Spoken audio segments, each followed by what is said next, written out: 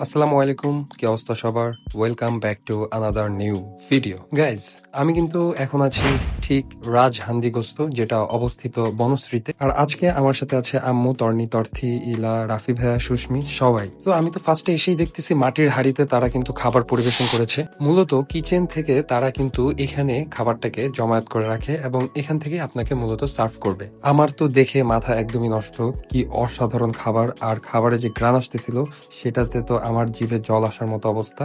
তাই দেরি না করে ভিতরে চলে গেলাম। আলহামদুলিল্লাহ, খুবই সুন্দর একটা পরিবেশ কিন্তু তারা সাজিয়েছে। তাদের এম্বিয়েন্সটা খুবই ভালো লেগেছে আমার কাছে। একটা বাঙালি বাঙালি ভাব রয়েছে অবশ্যই।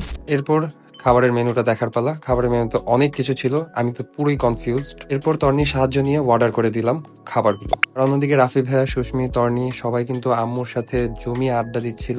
আর তাদের প্রত্যেকটা খাবার এত বেশি মজার গাইজ, আপনারা যারা এখনো রাজ হান্ডি গোস্ততে যান নাই তাদের কিন্তু অবশ্যই অবশ্যই যাওয়া উচিত। এরপর কিন্তু তাদের খাবারে চলে এসেছিল চুই গোস্ত, যেটা কিন্তু সাতক্ষীরাতে খুবই খুবই ফেমাস। সেই চুই গোস্ত এবং সাথে গরুর মাংস খুবই অসাধারণ লাগতেছিল। আমি আম্মুকে দিয়ে দিলাম। আপনারা কারা কারা চুই খেতে পছন্দ করেন?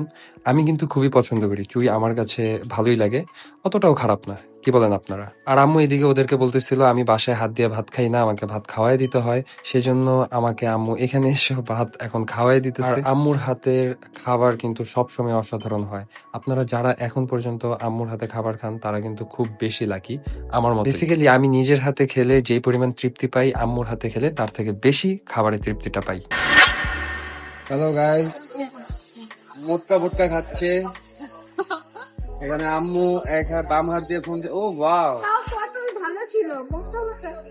ও পটল পটল। খাওয়া দাওয়া শেষে কিন্তু আমাদেরকে ফিরনি দিয়েছিল, আর ফিরনিটা এত বেশি মজার গাইজ, আপনাদের মাস্ট ট্রাই করা উচিত। এরপর আমি চলে গিয়েছিলাম সরাসরি তাদের কিচেনে।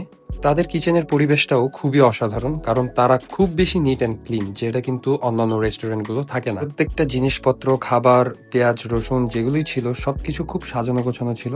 দেখে আমার কাছে খুবই ভালো লেগেছে। আমি আশা করি তারা এভাবেই কন্টিনিউ করবে। সো গাইজ, আজকের ব্লগটা এই পর্যন্তই। কেমন লাগলো সবাই কমেন্ট করে জানাবেন। অ্যান্ড হ্যাঁ, তন্ময়দা নবিতা অবশ্যই সাবস্ক্রাইব করবেন, তন্ময়দা নবিতা ফেসবুক পেজ ফলো দিবেন, অ্যান্ড টিকটকে অবশ্যই একটা লাইক দিয়ে যাবেন। ধন্যবাদ।